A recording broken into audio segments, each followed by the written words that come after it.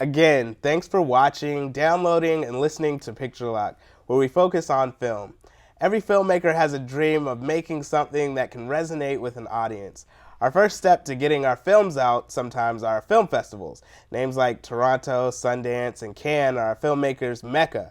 My next guest has actually been to Cannes. Her 2013 film, The Bedroom, was accepted into the Cannes Film Festival Shorts Corner. She was also able to go to France and participate. So I know there's a wealth of knowledge she can share with us today. Sonya Dunn, welcome to the show. Thank you for having me on your show today. It's my pleasure. So before we get into The Bedroom, I always like to start with the beginning. Okay. So how'd you get into the film business? But before we even answer that, plan, prepare, produce, prevail. That's from your website. What does that mean to you? Every year, I come up with a motto to keep me motivated and encouraged. For the past 3 years, I've been working up a long-term plan that I have for myself in order to make a name for myself in the entertainment industry with films and also media content. And that's the whole reason for the motto. Planning, because you can have a plan, but you got to prepare, the discipline and the preparation. And once you get that opportunity to produce and to bring forth something, then prevail.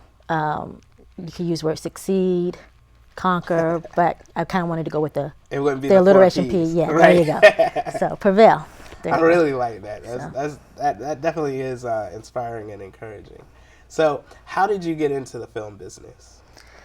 Actually, I started out as an actress, model, in high school, and then in college as well. Then once I finished college, I headed out to LA for a little bit. It's kind of hard getting in the business. Doors opened up more for me as a stunt person, so Okay. I did stunt work. Wow. So What kind of stunt work? I've done everything from being blown up, thrown off buildings, hand combat, martial arts. Yeah.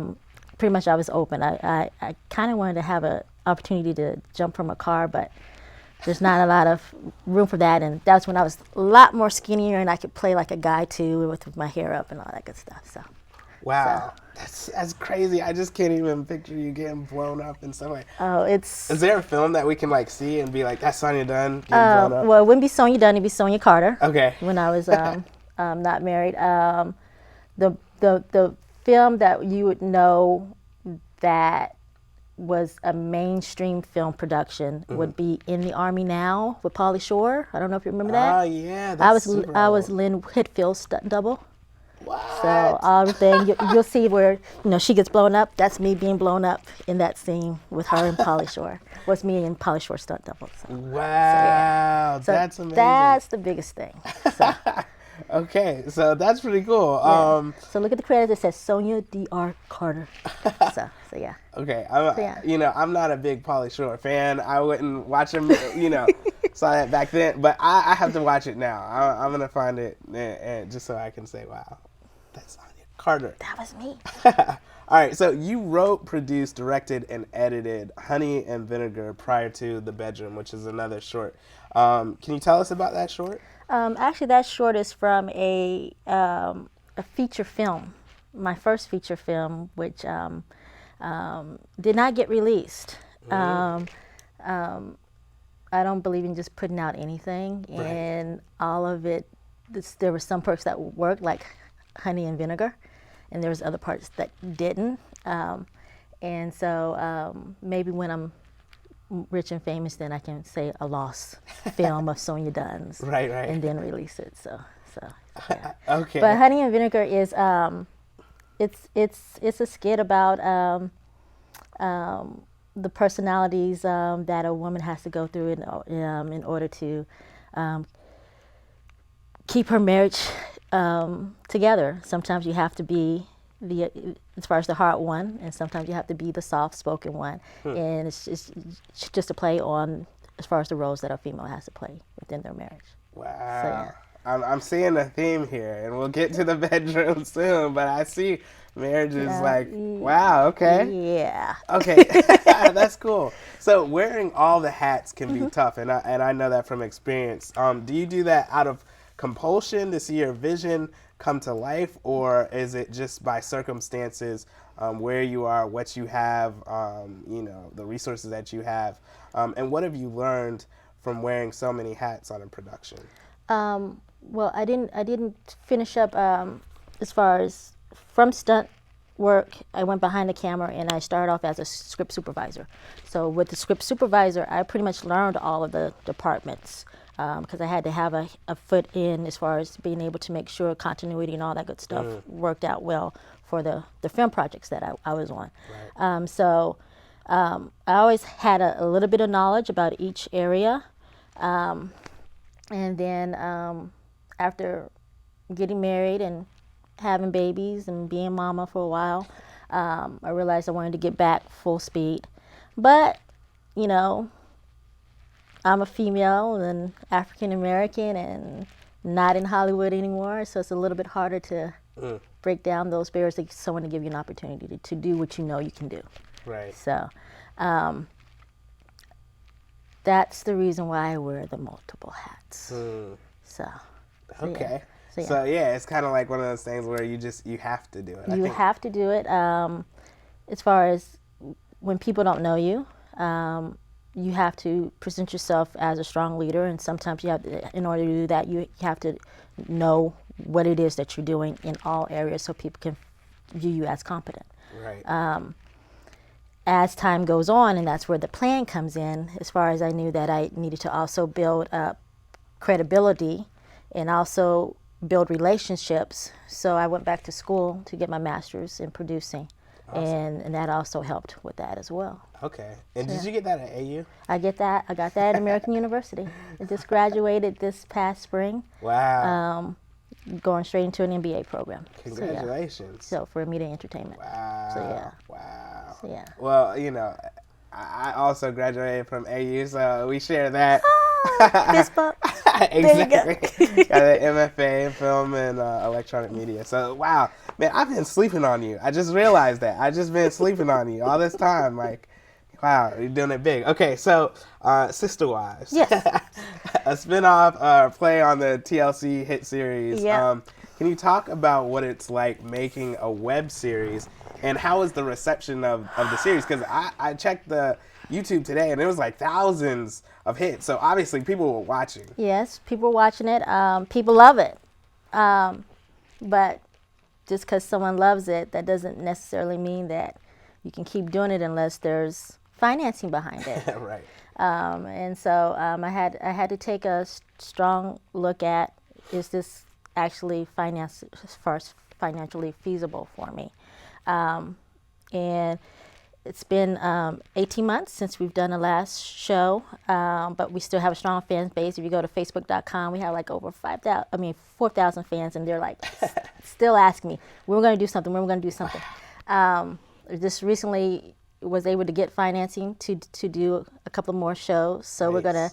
we're gonna start production back up in October to produce 3 more episodes. Awesome. So it's kind of like an Arrested Development type format where, it's been almost 2 years, but we're just gonna come right back into the show. So yeah.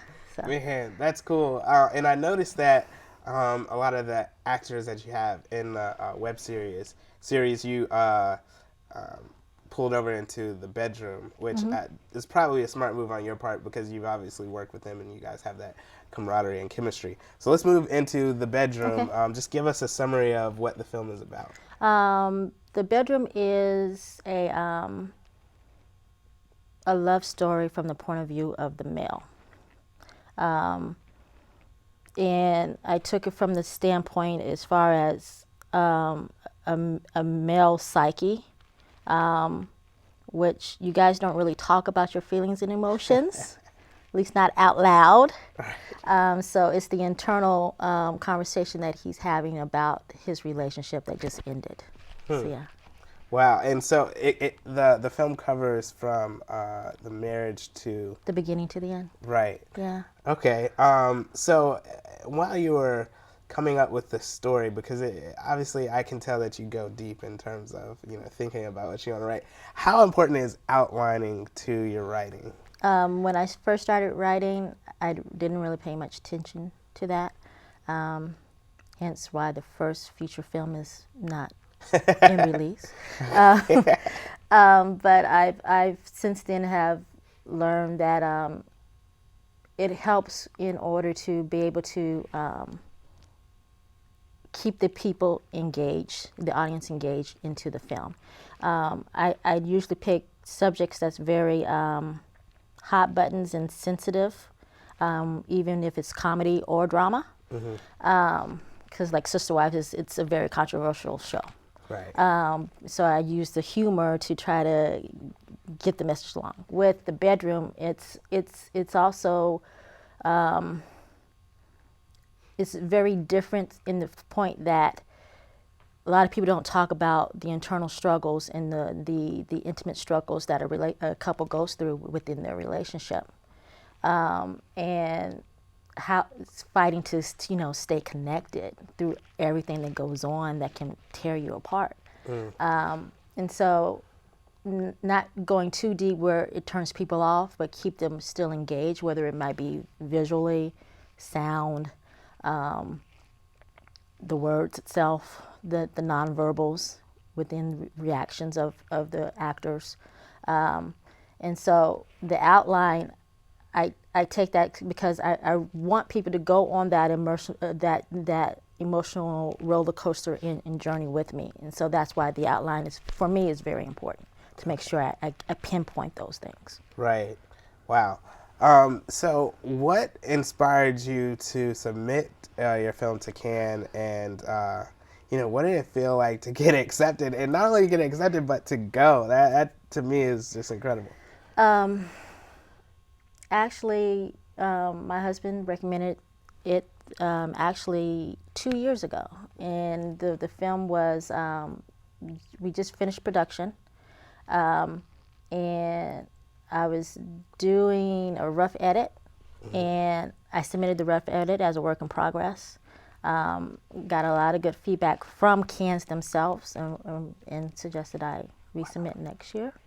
And I kept building that relationship building, plan, prepare. Anyway, Right. so I kept building that relationship. Submitted again, got into the short corner.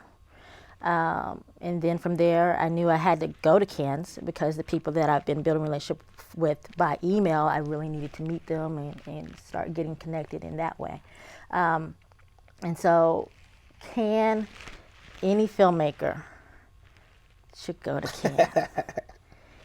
I don't care if you're just a spectator.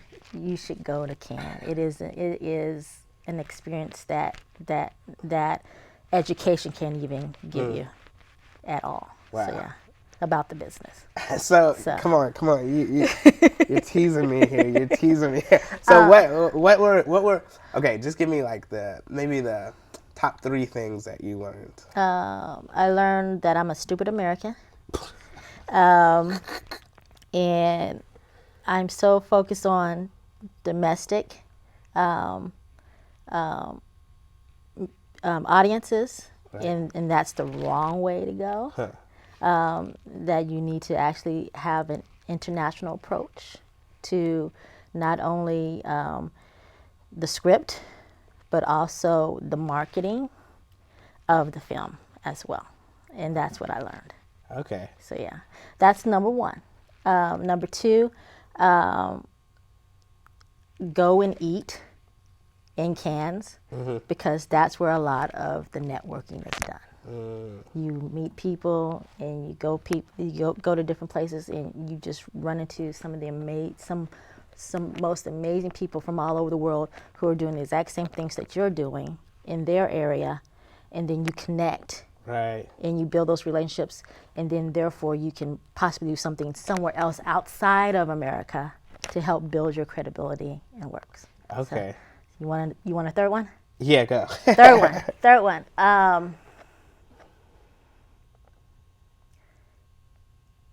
Make sure you actually have your film, if you're in America, with subtitles. So important, especially if you want to get sold. Okay. Especially if you want to get sold. Subtitles, American subtitles, or like French subtitles, or French subtitles is the best way to go. French subtitles, and another big, another area who was really buying up a lot of stuff there was Mandarin Chinese subtitles. Wow. Okay. Which a lot of people are not getting into. Okay. So yeah. So interesting. I know we got to wrap it out, but you said to go into it thinking of the international market. So what exactly does that mean, and how do you? I mean, is that something that you just conceptualize, or is it like just having a certain flow to the film, or what?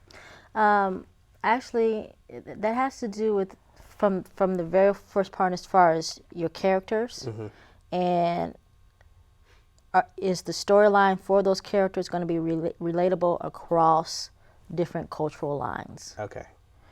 Which is the reason why action does so well, because you don't have to rely on American jargon in case it's overseas in Spain or Russia or China, as far as the action itself and the overall themes of okay, someone wronged me, I need to avenge this, blah, blah, blah. I want to rob a bank, blah, blah, blah. Everyone can understand that. See what I'm saying? Right.